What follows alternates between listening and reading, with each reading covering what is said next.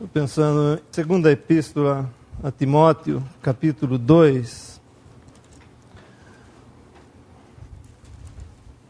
Desde que os irmãos me convidaram para falar alguma coisa nesse horário aqui, eu tinha pensado já nesse capítulo.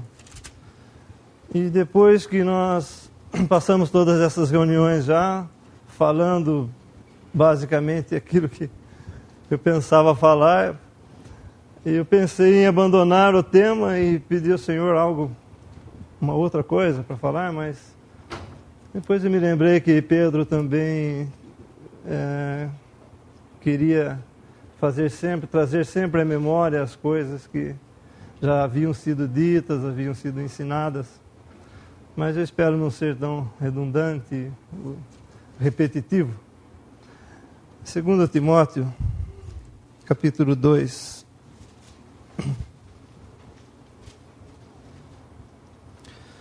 Tu, pois, filho meu, fortifica-te na graça que há em Cristo Jesus. E o que de mim, entre muitas testemunhas, ouviste, confia-o a homens fiéis, que sejam idôneos para também ensinarem os outros. Sofre, pois, comigo as aflições, como bom soldado de Jesus Cristo.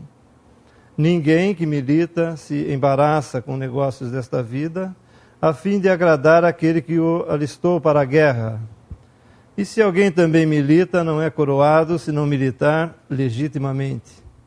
O lavrador que trabalha deve ser o primeiro a gozar dos frutos. Considera o que digo, porque o Senhor te dará entendimento em tudo. Lembra-te de que Jesus Cristo, que é da descendência de Davi, ressuscitou dos mortos, segundo o meu evangelho. Pelo que sofro trabalhos e até prisões, como um malfeitor, mas a palavra de Deus não está presa. Portanto, tudo sofro por amor dos escolhidos, para que também eles alcancem a salvação que está em Cristo Jesus, com glória eterna.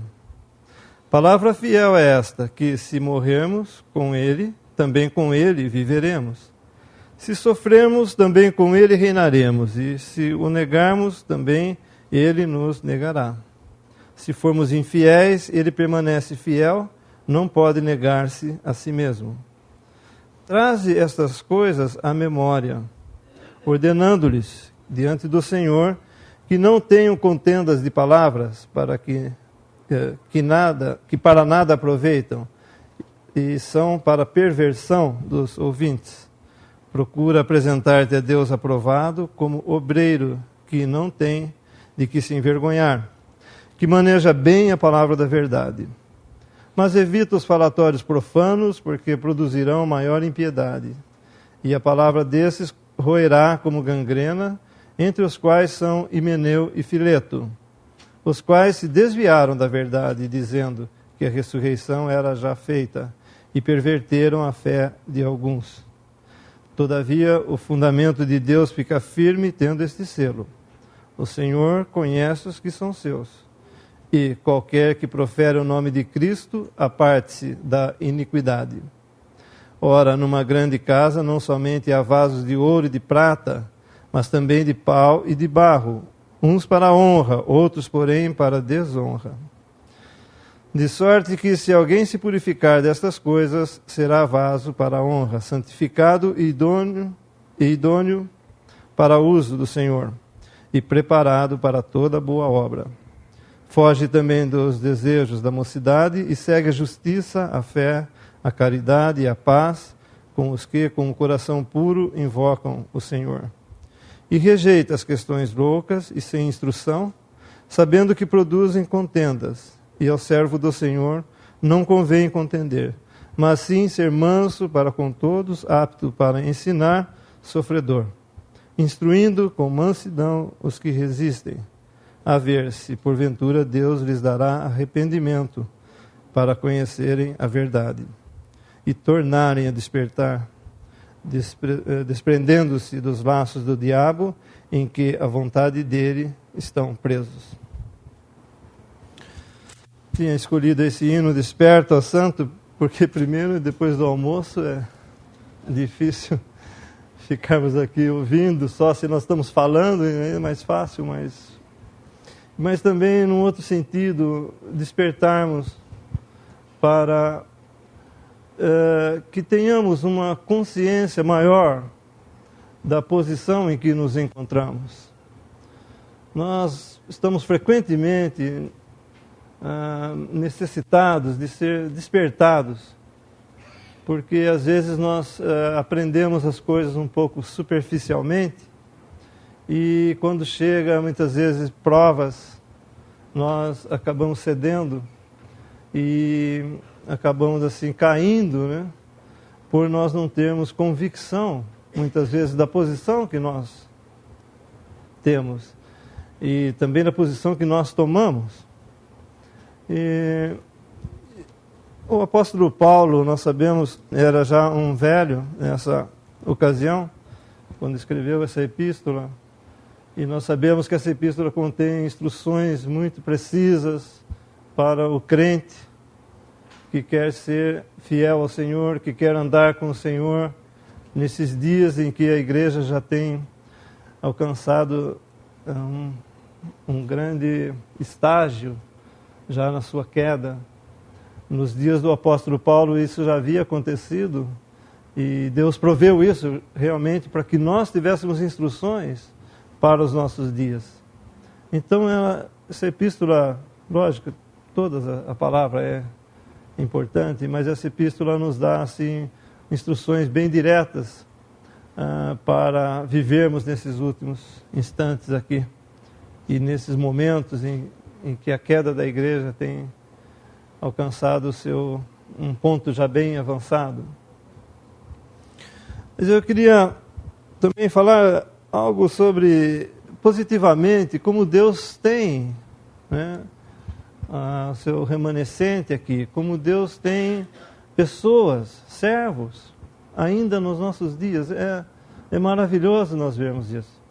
A palavra aqui nesse capítulo 2, que se dirige realmente a um servo, no sentido de que ele é mesmo alguém que está fazendo diretamente a vontade de Deus, como nós veremos nos versículos, e eles estão sujeitos e empenhados inteiramente nisso, eles não têm compromissos com esse mundo, como muitas vezes muitos de nós temos, ainda que trabalhando legitimamente e tudo, mas muitos nós vemos que tem uma direção de Deus muito especial. Mas nós que também muitas vezes fazemos algum trabalho de servo, como qualquer cristão está sujeito, né, a fazer um trabalho ao seu Senhor, nós também aproveitamos dessas instruções que são dadas a esses servos que especialmente são chamados, como nós vemos aqui Timóteo. E a outra coisa que nos chama a atenção é também que em ocasião de ruína, Deus sempre chama individualmente e os seus filhos, né, têm que tomar uma posição, tomar uma atitude individualmente. E se nós queremos ser realmente verdadeiros, nós temos que tomar essa posição individualmente. Nós temos que seguir ao Senhor pela sua palavra, com a direção do Espírito Santo, para podermos então ser um vaso útil nas mãos do nosso possuidor. Eu não vou, logicamente, comentar todos os versículos, mas alguns que eu achei muito interessantes para comentarmos nessa tarde. No versículo 1 e 2, nós temos que Paulo tinha Timóteo como um filho, gerado pelo Evangelho, muito amado filho. E ele disse no versículo 2, e o que de mim, entre muitas testemunhas ouviste, confia a homens fiéis, que sejam também idôneos para ensinarem a outros. Timóteo tinha ouvido de Paulo. Paulo teve a inspiração para escrever essas epístolas.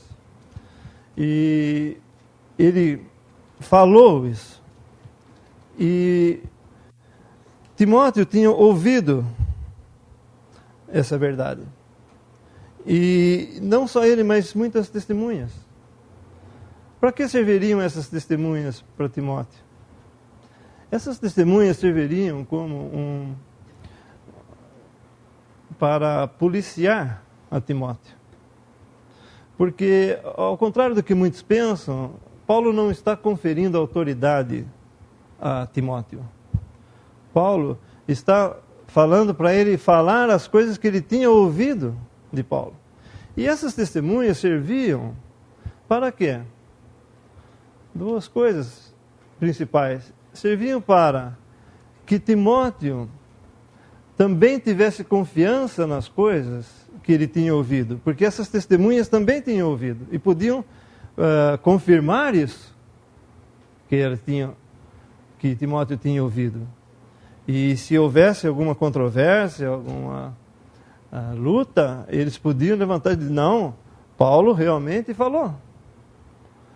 E também para policiar os próprios pensamentos de Timóteo, para que ele não falasse, ou melhor dizendo, para que eles conferissem que o que ele estava falando realmente era o que ele tinha ouvido de Paulo. Para que Timóteo mesmo não colocasse algo dos seus próprios pensamentos nas Escrituras. Então isso é muito importante para um servo, né, como Timóteo, e também, repito, para cada um de nós é importante. Por isso que nós nos policiamos, né? E é importante que hajam essas testemunhas que também sabem a palavra de Deus, aquilo que é inspirado, e que nos corrigem, que vêm falar conosco, se caso nós estamos colocando os nossos próprios pensamentos nas Escrituras. E ele diz para ensinar a outros também. Portanto, não se tratava de conferir autoridade, mas realmente que Timóteo, de uma maneira normal, por meios normais, né, transmitissem a outros as palavras que ele tinha aprendido e ouvido do apóstolo Paulo.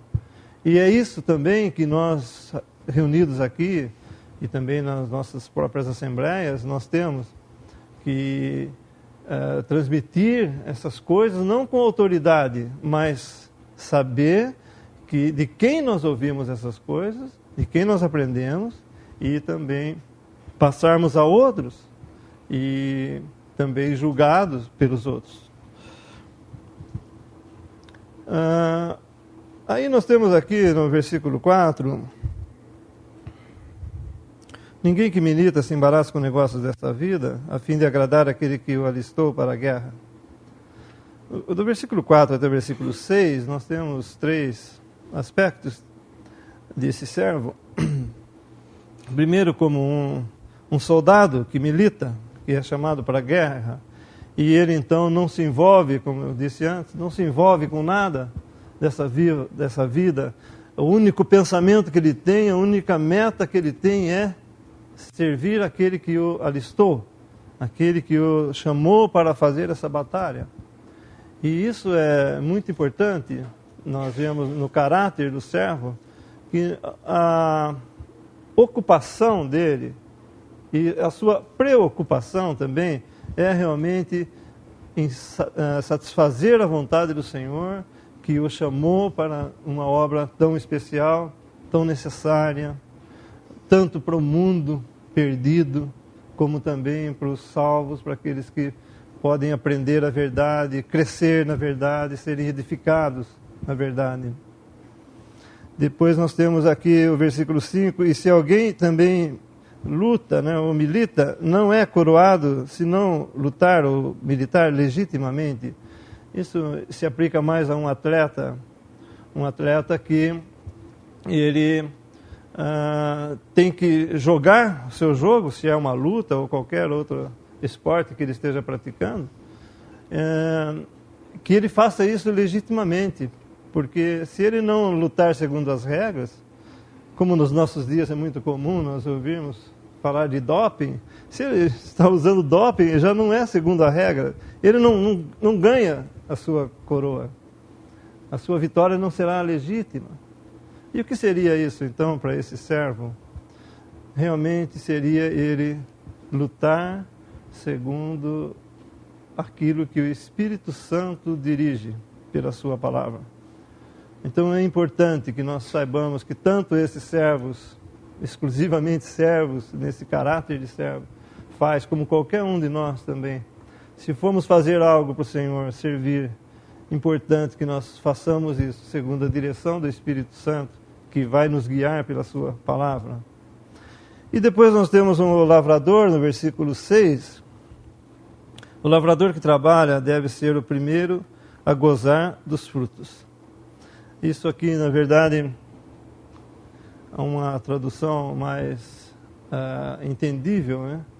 Que nos fala que o lavrador deve trabalhar primeiro, depois gozar dos frutos, depois usufruir dos frutos. Isso para o servo é que hoje, ele não está para usufruir dos frutos, ele não está para gozar ou desfrutar, mas hoje ele está para servir. E depois ele vai receber. Depois ele vai gozar desses frutos. Então, no momento, o que ele tem é trabalho, servir. No momento, ele não tem galardão, ele não tem esperança nenhuma aqui, nesse mundo. Mas é só esperar receber das mãos dele o seu fruto que ele tanto trabalhou aqui. É interessante essa figura do lavrador, porque o lavrador não é assim que ele chega e semeia e pronto, e vai descansar, vai dormir, depois ele volta lá, já está a árvore crescida, ou o grão que seja, e ele vai desfrutar, não é assim. É árduo o trabalho, porque no versículo 3 Paulo fala a Timóteo: sofre pois comigo as aflições como bom soldado de Jesus Cristo. E essas aflições como soldado, lutar também segundo as regras e trabalhar como um lavrador, também é árduo todo esse trabalho. Há uma certa disciplina, uma certa dedicação, ou ainda uma certa... você deixar de fazer a sua própria vontade, você abrir mão de muita coisa que você gostaria de fazer e você não faz para satisfazer a Ele. E Ele vai dar o seu galardão. Você vai desfrutar disso, desse trabalho. Ele sabe muito bem como galardoar, porque Ele tem tudo aquilo que é necessário, tudo aquilo que nós realmente nem sabemos que temos, Ele sabe. E Ele vai dar naquele dia.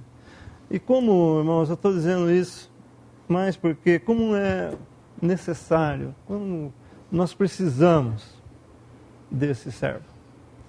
Nós precisamos desses que o Senhor levanta, não para dar glória a eles pessoalmente, mas porque estão fazendo uma obra que Deus está ordenando que ele faça. O Senhor deles está ordenando que ele faça. Para quê? Para a bênção nossa. Para que nós sejamos edificados, nós cresçamos espiritualmente. E ainda nós pensamos também nesse mundo todo que carece, né, do Evangelho, e nós tanto damos graças a Deus porque por meio desses servos o Evangelho pode ser anunciado em lugares até que nós nunca nem imaginamos que poderia ser. E isso é muito importante, que a longanimidade de Deus esteja obrando de tal forma que ainda hoje, quase ou mais de 2000 anos depois que Cristo morreu, nós vemos que esse Evangelho ainda é anunciado. Deus está longanimamente aguardando, esperando.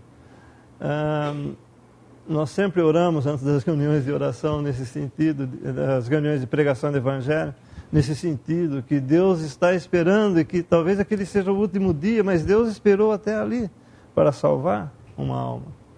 Quanto nós precisamos, quanto nós devemos orar também por esses que trabalham assim, porque realmente eles também correm perigos e também nós sabemos que o inimigo está sempre pronto para fazer seus ataques contra aqueles que estão diretamente servindo a Deus. Mas, repito, todos esses exemplos servem também para cada um de nós, que em uma certa medida temos também, somos também servos de Deus. Depois eu queria passar um pouco mais à frente nesse capítulo, o versículo 16. Evita os falatórios profanos, porque produzirão maior impiedade. E a palavra desses roerá como gangrena, entre os quais são Himeneu e Fileto, os quais se desviaram da verdade, dizendo que a ressurreição era já feita, e perverteram a fé de alguns. Aqui que eu estava pensando, o que eu disse no início, que nós necessitamos ser despertados, ter uma consciência mais firmada sobre a verdade. Nós vemos aqui que alguns foram pervertidos, seguiram a pensamentos, a doutrinas errôneas, que foram conduzidos ao erro por outros.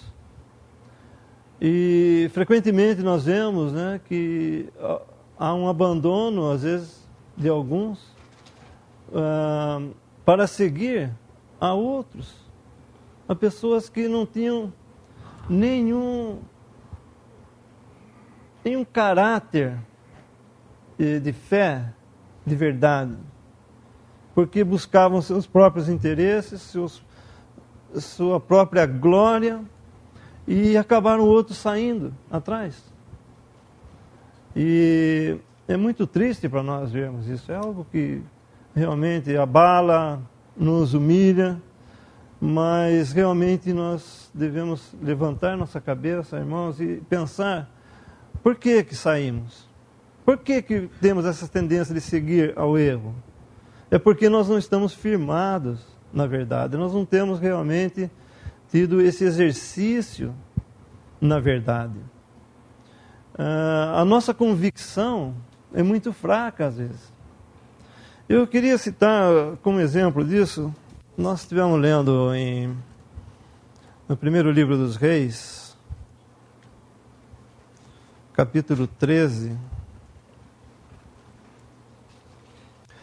Primeiro livro dos Reis, capítulo 13, versículo 1.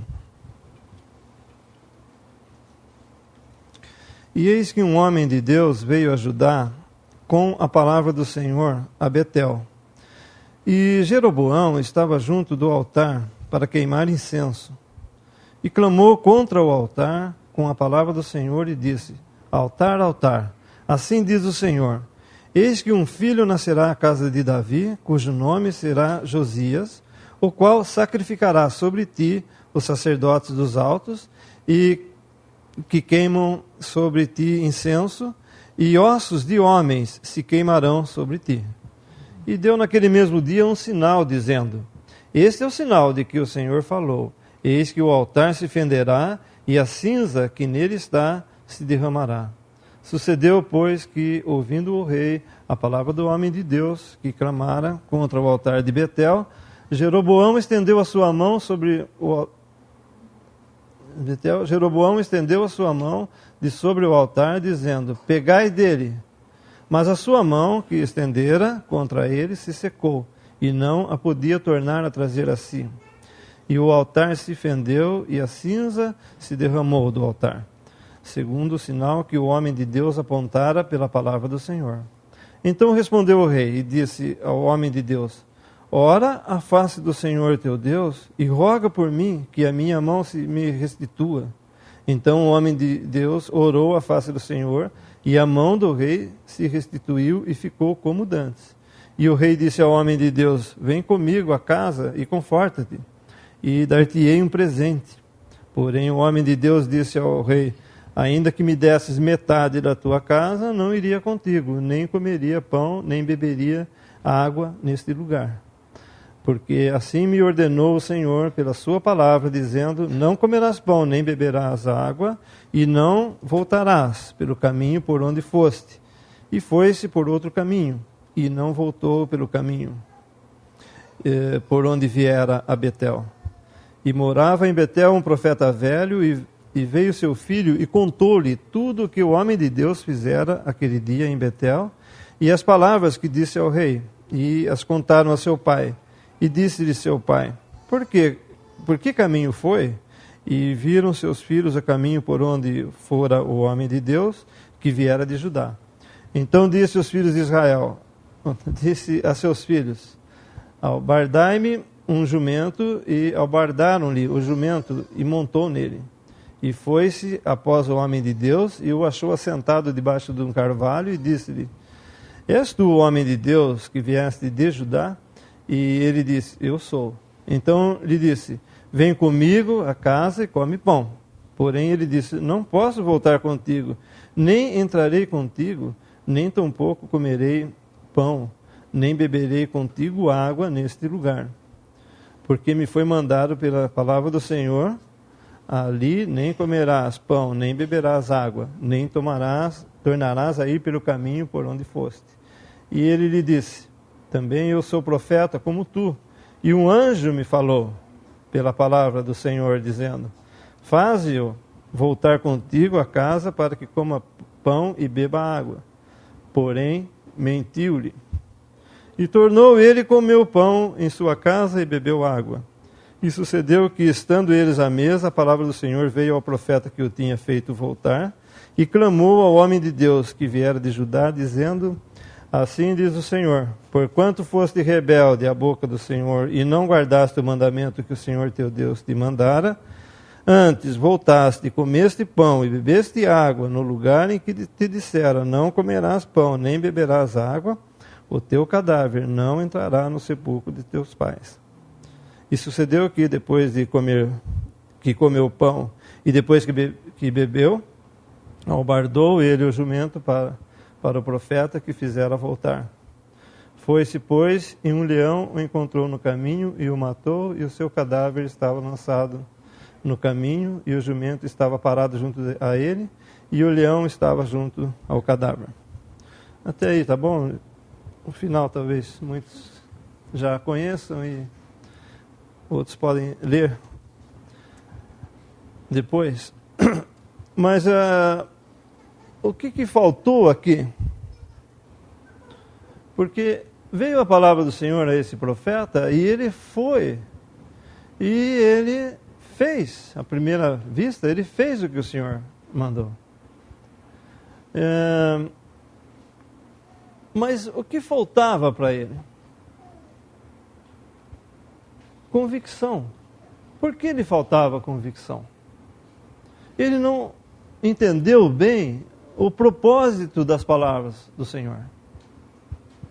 Porque, chegando lá, ele imediatamente executou a primeira parte, mas depois falou com uma certa indecisão sobre o não comer pão e não beber água naquele lugar, e não voltar pelo mesmo caminho. O que faltou para ele? Entender o que o Senhor queria dizer com aquelas palavras. Comer pão era comunhão. O Senhor não queria que ele se contaminasse com nada que tinha naquele lugar. Não queria que ele se associasse com esse lugar, esse altar que estava em Samaria, e depois nós vemos nesse lugar aqui, 2 lugares havia em Israel o altar. E o templo, tinha continuado em Jerusalém. Ele não atentou por o que significava. O que significava não comer pão naquele lugar? Significava que o Senhor não queria que ele se contaminasse, que ele se associasse com algo que desonrava o nome do Senhor. Eles estavam sacrificando a ídolos. Deus não queria nenhuma comunhão com ídolos, nem que ele tivesse. Ele tinha que falar a sua palavra sem ter comunhão com eles. E foi um juízo que foi proferido a esse altar. E beber água, do que nos fala? A água sempre nos fala da palavra de Deus. Ele também não deveria tomar nada que viesse deles, porque a doutrina deles, a palavra de Deus que eles também tinham por serem israelitas, estava contaminada com má doutrina. Estava, na verdade, misturada com coisas humanas, misturada com pensamento humano, porque o único lugar que eles tinham para adorar era Jerusalém. E esse rei falou, não vamos para Jerusalém, não, vamos fazer aqui mesmo, aqui está bom, faz um aqui, outro lá, 2 altares e fica perto de cada um, mais cômodo, tudo. E era para adorar, mas contaminado. Já não era a genuína palavra de Deus dizendo onde eles deveriam comer. Comer e também onde a sã doutrina era mantida. As sãs palavras de Deus eram mantidas. Havia mistura. E Deus não queria que ele se misturasse, que ele aprendesse, que ele desse ouvidos a essas mentiras, ou a essas coisas misturadas. Isso nos faz lembrar muito do nosso estado hoje. A igreja é assim. Há muitos que estão contaminados e que nós não podemos nos associar. Por quê? Porque suas doutrinas estão contaminadas. E depois ele fala de não voltar também pelo mesmo caminho que ele foi. Eu não sei, os irmãos devem saber melhor, mas eu penso que o Senhor não queria que ele fosse e voltasse sempre, como se fosse algo normal. Ele ter um pouco de comunhão lá e depois voltar, e não. Algo que ele tinha que, somente uma passagem passou, fazer o que o Senhor queria lá, voltaria por outro caminho e não deixaria nada de marcado para ele voltar facilmente, ir para lá, voltar para cá facilmente. Mas o que aconteceu aqui foi muito interessante, porque na primeira prova ele passa. Ele fala, não vou comer pão, não vou beber água nesse lugar. Mas na segunda prova, não. E a segunda prova, irmãos, é mais sutil. Sabe por quê? Porque falava de um profeta. Tinha uma parte religiosa envolvida nisso. Havia algo mais sutil. E então ele cai. Ele cai porque ele foi contaminado, comeu pão, quer dizer, se identificou com algo que estava corrompido completamente. Ele se contaminou por isso. E ele então, o profeta velho, vocês viram que essa palavra falou, porém mentiu-lhe. Nós devemos realmente estar despertados, porque é fácil, mentiu-lhe. Era um profeta, mas mentiu. Mentiu-lhe o profeta. E ele então, por não estar convicto de que Deus disse daquela maneira para ele, e ele então se contamina. Volta e come pão e bebe água nesse lugar. E então nós vemos que Deus tem que tratar com ele, porque realmente, apesar de cumprir os propósitos de Deus, ele não entendeu. Ele não teve convicção. E eu acho que é muito disso que acontece conosco hoje. Nós não temos essa convicção. E por isso, quando aparece algo que é mais ou menos parecido, nós vamos. Isso é um perigo muito grande. Isso realmente é deixar a verdade, é deixar de estar unido a Cristo na sua rejeição, num momento em que não se pode agir de outra maneira, senão estar separados para Cristo e com Cristo. Voltando em Timóteo, na segunda epístola, capítulo 2, o versículo 19. Todavia o fundamento de Deus fica firme, tendo este selo: o Senhor conhece os que são seus, e os que proferem, e qualquer que profere o nome de Cristo, aparte-se da iniquidade. O Senhor conhece os que são seus, é uma coisa. Isso tem dois lados. É interessante esse versículo, porque essa parte do versículo, porque tem dois lados. Uma é um lado positivo, é uma bênção enorme nós sabemos que o Senhor conhece os que são seus. Porque um que é do Senhor, ele pode ter todo esse gozo, o Senhor me conhece. Desfrutar desse gozo de ser conhecido por Ele. Mas por outro lado, ele mostra algo negativo já. Porque ele fala, o Senhor conhece os que são seus. Porque nesse contexto, vai significar isso, que não é da responsabilidade do homem conhecer os que são de Cristo, mas nós deveríamos conhecer. O que aconteceu no início de Atos? O Senhor acrescentava à igreja os que haviam de ser salvos. Eles sabiam. Ninguém se juntava a eles que não era cristão. Eu sabia, meu irmão. Mas depois, teve que ficar assim.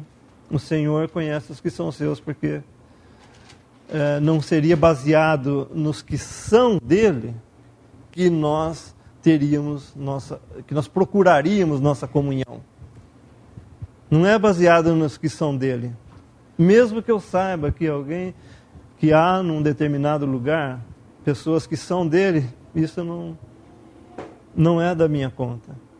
Mas da minha conta é a segunda parte do versículo. E qualquer que profere o nome de Cristo, aparte-se da iniquidade.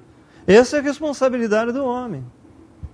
Saber se ele é do Senhor ou não, esse ele sabe. Agora, se há algo que desonra a Cristo, se há algo que me contamina, se há algo que está errado, segundo a palavra de Deus, está fora dos padrões da palavra de Deus, eu não posso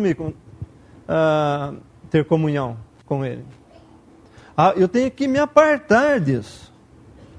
Tanto, muitas vezes, de um lugar, como de pessoas. Porque eu não posso seguir com os que professam o nome do Senhor e desonram o seu nome de alguma forma. Então essa é uma parte do homem. Ele tem, segundo essa palavra, né, a parte da iniquidade. É uma coisa individual. Não é uma coisa familiar. Não é uma coisa de um grupo de amigos, de irmãos que se dão bem, não. É uma coisa individual. A primeira coisa que eu devo fazer, entendendo a palavra de Deus para esses dias, é apartar-se da iniquidade. É a responsabilidade do homem. E eu sou chamado a discernir o que é iniquidade, o que é pecado, o que é uma coisa que contamina, que desonra o nome do Senhor. Eu sou chamado a isso, a ver isso. E ele explica que numa grande casa, que é já esse estado, então, realmente é esse o estado de coisas, e é essa chamada, né, que nos faz, então, nos posicionarmos contra aquilo que desonra a Cristo, porque estar na grande casa, nós não podemos sair, mas nós podemos apartar daquilo que desonra o nome de Cristo. Então, é algo que nós somos chamados como responsabilidade nossa de fazer. Não é baseado naqueles que são de Cristo, mas é naqueles que vivem em iniquidade. E aquele que desonra o nome de Cristo. Então nessa casa existem esses vasos, né, para honra e para desonra, e depois ele fala que nós, versículo 21, de sorte que se alguém se purificar dessas coisas, será vaso para a honra, santificado e útil para o uso do Senhor, e preparado para toda boa obra. Foge também dos desejos da mocidade, segue a justiça, a fé, a caridade e a paz com os que com coração puro invocam o Senhor. Alguns dizem, mas como é que eu posso descobrir quem são esses agora? A palavra de Deus, o Espírito Santo vai guiá-lo a ver aqueles que não estão desonrando o nome do Senhor. Ou aqueles que invocam o nome do Senhor, segue a justiça com aqueles que invocam o nome do Senhor com o coração puro. Eu sou sim chamado a identificar aqueles que andam com um coração puro. Faz parte também dessa minha responsabilidade. Rejeitar algo que desonra Cristo e seguir com aqueles que andam com o coração puro. E duas coisas que eu sou chamado a realmente agir. Não é deixar ao léu.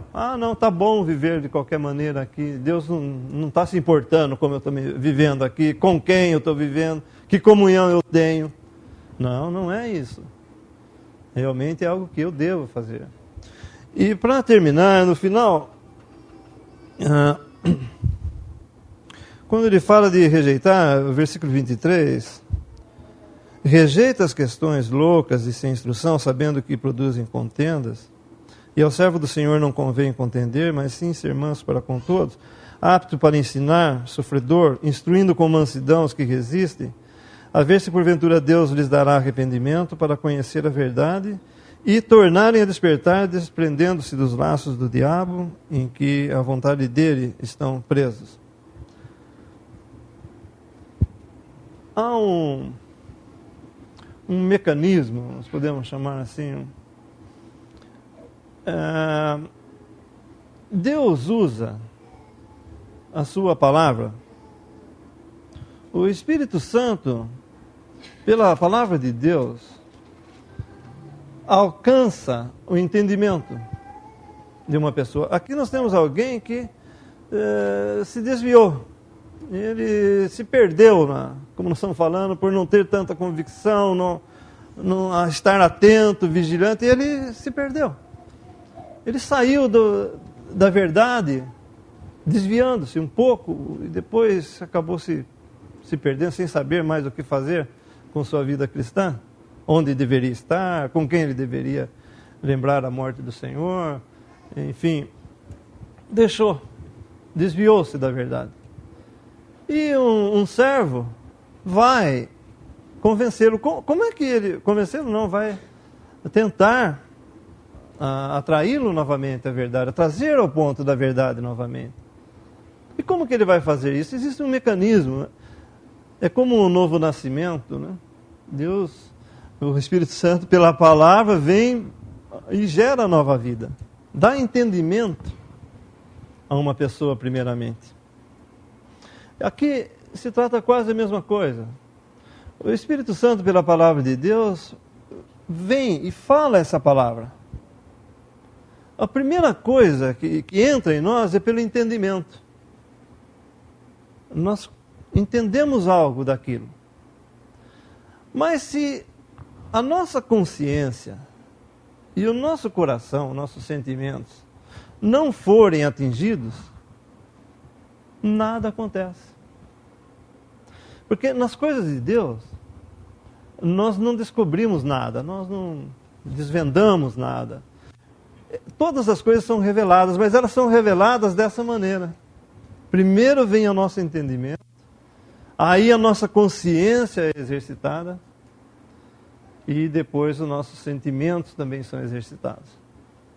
No caso da salvação, no caso do novo nascimento, também é isso. Primeiro vem a palavra, como na parábola do semeador. Semeia, aí às vezes toca, nós entendemos algo, só que a nossa consciência às vezes não é tocada. Nasceu, mas cresceram espinhos, tal, não tinha muita profundidade, quer dizer, a nossa consciência não foi tocada. Alguns recebem a palavra e ficam contentes na hora, mas depois logo abandonam. Por quê? Porque o entendimento ficou só no seu entendimento. e não atingiu sua consciência. Quer dizer, eu não entendi perfeitamente. Minha consciência não foi tocada de que eu sou um pecador que precisa realmente se arrepender, um pecador que prejudicou toda a obra de Deus, como Adão e como todos. E então a minha consciência não é tocada. E eu também tampouco sinto nada por isso. Às vezes eu sinto um pouco de alegria, mas logo passa. Agora, se a palavra vem e meu entendimento é alcançado e toca a minha consciência, eu falo, eu sou um pecador. Que desgraça! Que coisa que eu sou. Um homem pecador, desonra a Cristo, desonra a Deus. E eu sinto isso. Realmente sinto isso. E depois me é revelada a maravilha de que Cristo morreu pelos pecadores. E que morreu pelo principal dos pecadores, então se morreu por ele, morreu por mim também. Então, isso tem a sua obra completa e é uma revelação de Deus isso. E assim acontece conosco também, irmãos, que já estamos vivendo como salvos, graças a Deus, e tantos anos já na fé. Mas é a mesma coisa. Deus vai tocar, vai falar conosco nesse mesmo mecanismo. Ele vem com sua palavra, o Espírito Santo vem, fala ao nosso entendimento e se atinge a nossa consciência, nós vemos o nosso erro e nós nos arrependemos. E nós sentimos isso. Nós não fazemos isso, que bom. Não, realmente causa sentimento. Nunca pecado traz alegria. Nunca erro traz, nós sabemos que nós prejudicamos alguém. Nunca isso daí traz alegria para nós, quando a nossa consciência é tocada. Não, realmente nós sentimos aquilo. E aí então nós podemos dizer que nós tivemos uma revelação de Deus. E nós podemos então nos arrepender e aí então sim entrar nesse processo de restauração, saber que Cristo morreu por nós, que nós estamos livres. Se nós temos que pedir desculpa a alguém, nós fazemos, porque aí tocou, aí acabou. Ontem os irmãos falaram do orgulho do homem, tudo. Realmente esse é um problema seríssimo. Mas quando nós temos essa revelação de Deus e toca realmente nossa consciência, nossos corações, então nosso entendimento também ele é aperfeiçoado. Nós temos convicção de uma coisa. E é importante essa convicção, né, nesse aspecto individual também, para nós vivermos na Assembleia. E é importante essa convicção para nós não nos contaminarmos com aquilo que realmente é contra, aquilo que desonra a Cristo aqui nesse mundo. Então o que eu tinha para falar, na verdade, era isso, que nós prestemos mais atenção, tenhamos convicção daquilo que nós professamos. Não se contentem em ficar, como aquela multidão que seguia ao Senhor, com aquela mulher que parecia um fluxo de sangue. E tantos tocavam no Senhor e cotovelavam o Senhor, e de repente o Senhor fala, alguém me tocou. Quem me tocou? Os discípulos falaram, mas como quem te tocou? Todo mundo está... Não, alguém me tocou por fé. É diferente. Nós não podemos ficar com a multidão seguindo algo que nós não temos convicção, que nós não nos empenhemos em entender o fundamento, o que significam essas palavras. Usando essa figura do profeta, o que significava essa palavra? Ele não sabia. E por isso ele sucumbiu. Não, às vezes, no primeiro momento, né? Não talvez cair no mundo de pecado, né? Não, mas no mundo religioso, mais sutil, muito facilmente. Porque falta-nos convicção, falta-nos entender o que a palavra de Deus está dizendo para nós nesses dias. Se nós não sabemos, perguntamos. Principalmente vamos a Ele, a Cristo. O Espírito Santo habita no crente, em cada um. E pode ensinar, pode nos mostrar na sua palavra. E nós estamos cercados desses também, graças a Deus ainda, eu estava dizendo no princípio do servo, cercado daqueles que podem nos ajudar. e querem nos ajudar, têm o maior amor, o maior prazer em nos ajudar, sem interesse nenhum, mas o interesse de servir aquele que o contratou para o trabalho. Podemos dar graças, irmãos?